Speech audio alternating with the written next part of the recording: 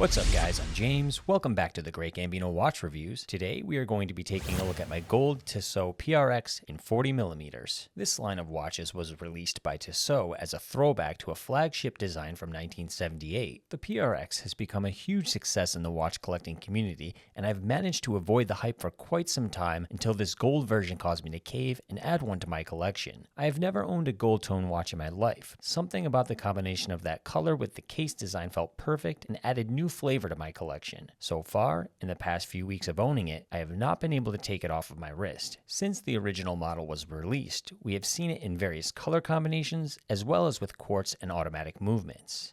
I just want to mention really quick that I did pick this one up at Feldmar here in Los Angeles. I have purchased many watches from them, and they are always extremely knowledgeable and helpful without being pushy. I will have a link to their store website in the description down below.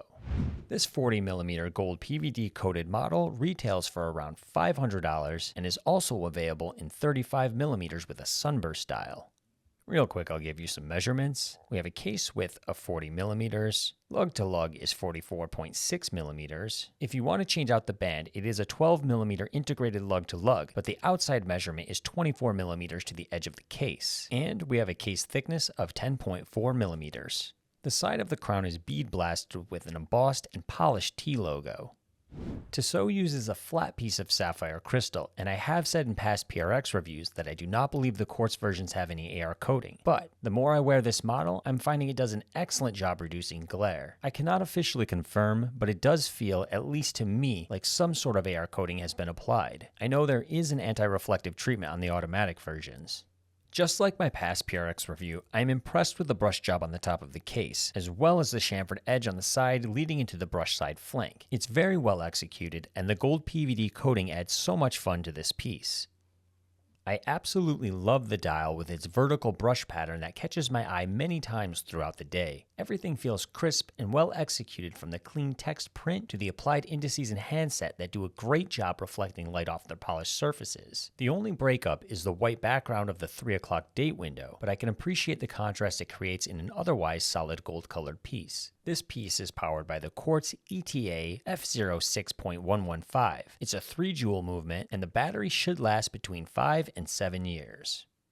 The bracelet is a major sell point on this piece with its brushed front and high polished accents in between the links. I love constantly turning my wrist, creating the flicker effect, and I'm sure it can be seen by others from afar while wearing throughout the day. So make sure you like having a little bit of bling if you're going to choose this one. The links are removable by push pins, and I believe the band measurement starts with a width of 24mm by the case, tapering down to 18mm by the clasp, which is branded with the Tissot name and the year the company was established. It opens with a double push button release that will reveal the butterfly clasp, which I think is important to keep this seamless design and the overall flow of this watch. In my unboxing video of this piece, I mentioned that butterfly clasps are my least favorite because they tend to dig into my wrist. After wearing this one for a few weeks, I have to say it's hard to tell that it even has a butterfly clasp while wearing, and it's overall quite comfortable. But let's go ahead and take a look at the Lume.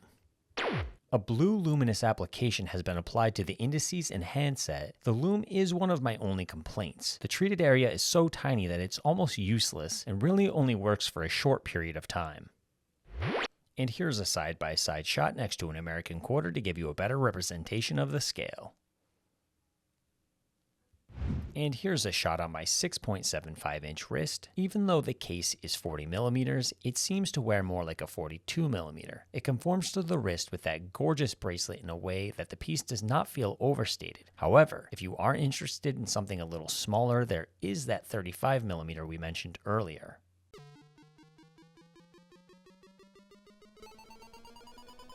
Go, Gambino!